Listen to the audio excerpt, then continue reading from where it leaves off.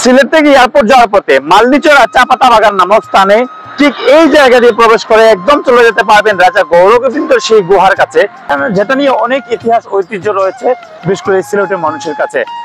রাজা গৌরগোবিন্দ ছিলেন প্রাচীন বাংলার সিলেট অঞ্চলের একজন বিখ্যাত হিন্দু শাসক। তিনি 1400 শতকের শুরুর দিকে সিলেট শাসন করতেন। তার শাসনামল সিলেটের ইতিহাসে একটি গুরুত্বপূর্ণ অধ্যায়।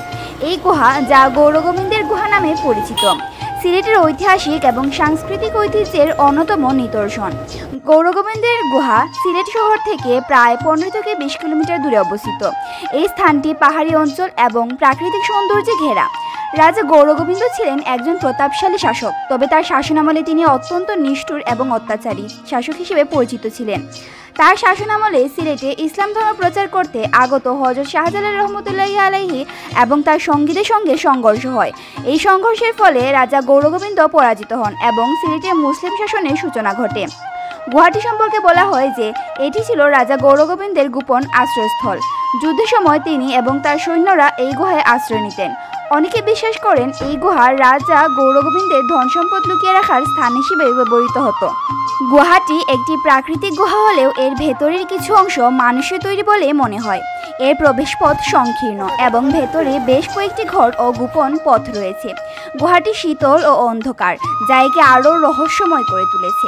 এর দেয়ালগুলো পাথরের তৈরি এবং বহু শতাব্দী ধরে এটি টিকে আছে। গৌরগোবিন্দের গুহা সিলেটের একটি গুরুত্বপূর্ণ পর্যটন কেন্দ্র।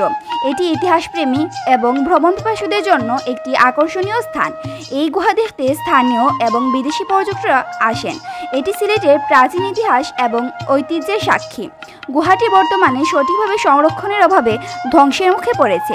পর্যটকদের অনিয়ন্ত্রিত ভ্রমণ এবং প্রাকৃতিক কারণে এটি ক্ষতিগ্রস্ত হচ্ছে।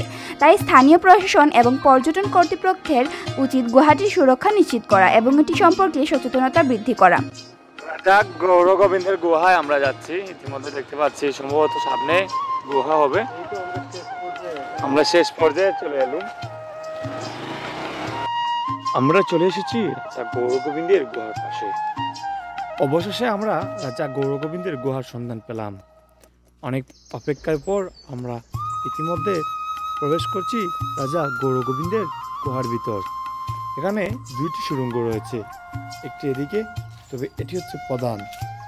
এটি রাজা গৌরগোবিন্দের গুহা নামে পরিচিত।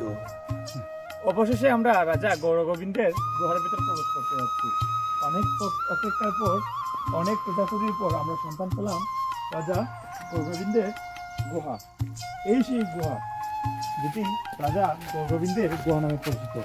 অনেক বড়, যদিও আশেপাশে কয়েকটি গুহা আছে। একটি ভয়ঙ্কর একটি গুহা, অন্ধকার। বলা আছে যে এই গুহার ভিতর প্রবেশ করলে কেউ নাকি ফিরে আসেন না। আমরা এই গুহার ভিতর প্রবেশ করতে যাচ্ছি।